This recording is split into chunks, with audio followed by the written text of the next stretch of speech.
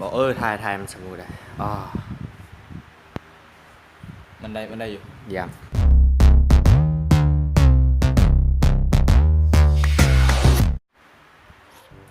สบายดีนะผู้ชมเนาะวันนี้เราจะมาเว้าเกี่ยวกับการลงคลิปของช่องเราพอดีว่าช่องเรานี่ห่างหายกันไปโดนเติบประมาณเดือนกว่าๆเนาะเพราะว่าหลังจากที่บ่ค่อยเสียงจบเนาะมันก็มีการบางคนก็แยกง่ายไปโดยเฉพาะมันตากล้องง่ายไปตรงนี้ดื้อนะแต่คันโรงเรียนบ่ค่อยเห็นเสื้อฟ้าก็น่าจะฮู้หรอกว่าโรงเรียนใดสันตัดเรื่องโรงเรียนไปคือมื้อนี้บ่ค่อยจะมาเว้าเกี่ยวกับอันนั้นสาเหตุที่บ่ได้ลงเนาะเพราะว่าอันนั้น1 เดือนนี้ฮะบ่ค่อยกำลังทดสอบเกี่ยวกับโรงเรียนใหม่เนาะนี่สิแมนทดสอบเกี่ยวกับโรงเรียนใหม่เนาะว่ามันหาเวลาว่างวันไหนมาอัดมาหยังเนาะซึ่งแบบก็ผ่านมาเดือนนึงเนาะก็รู้สึกว่าเรียกเวลาว่างบ่ค่อยมีหลายเท่าไหร่มีแต่ตอนแรงและตอนแรงมันอันนั้นบ่ค่อยก็กลับบ้านกันหมดละแล้วก็ค่าเงินเพิ่มอีกนะก็เลยบ่มีเวลาไปอัดคลิปอะไรแล้วก็คลิปดองที่ค่อยยังบ่ได้แต่งแบบนี้ คลิปดองประมาณคลิปอย่างนี้คลิปแน่ก็จะเว้าให้มีคลิปตัวไปซาเล่นเฮ็ดเล่นหยังก็ครีมตัวมันตัวที่กล้องอยู่ล่ากับปล่อยบอกมาคอนทินิวนะเอา1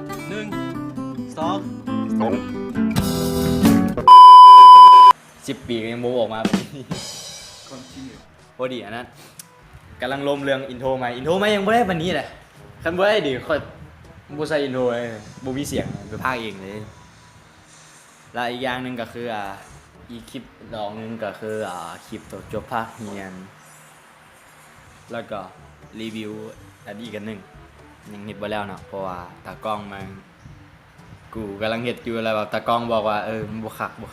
ก็เลยแบบปะไว้ห้างไว้เลยว่าสิไปตัดต่ออยู่ว่าบ่มีเวลาว่าค่าเงินเพิ่ม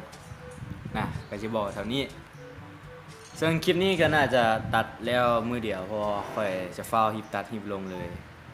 วันนี้ก็วันที่11เดือน10วันเดือน10ปี2018ก็บ่มีหยังหลายคันแบบค่อยนะตัดแล้วมันลงบ่ทันมื้อนี้นะวันที่11นะบอกเลยค่อยจะไปใส่ชุดยังดีแล้วเขามาร่วมกันหลังกล้องนะใส่ชุดนั่นแหละไป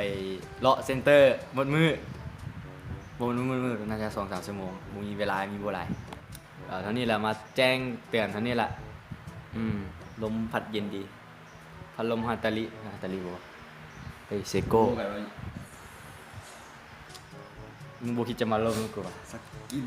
มึงบ่คิดจะมาเว้านำกูเนี่ยวะมาเล่นโมบายอย่างนี้วัดสกินไหมเหลือบ มีซาร้อนสิร้อนมาแต่จะมาบอกแต่นี่พอดีมื้อนี้ว่างแม่มาหาผู้ชายนิดนึงก็เลยถือโอกาสถ่ายซะว่าบ่มีเวลาอีกแล้วก็เฮาจะมาเบิ่งกันว่ามันจะมีคลิปลงอีกแล้วแน่นะแต่ว่าคันฮักกันแฮงก็อดใจนิดนึงเนาะเวลามีบ่หลายค่าเรียนเพราะโรงเรียนนี้ก็แบบที่เลือกเวียนเวียกหลายเนาะโครงการหลายและแบบบ่ค่อยแบบบ่ให้นักเรียนเล่นโทรศัพท์นะให้เล่นแต่ตอนสวยนะเลยบ่มีเวลาแบบมาถ่ายมั้ยเพราะว่าตอนสวยก็คนมันแซวมันถ่ายบ่ได้มึงยังมาจกโอเดสยังอยู่แถวนี้เดียวเนาะก็ทำนี่แหละบ่มีหยังหลายอย่าบอกว่าอดใจรอเนี่ยบ่เฮาต้องคิดสัญลักษณ์ใหม่เฮา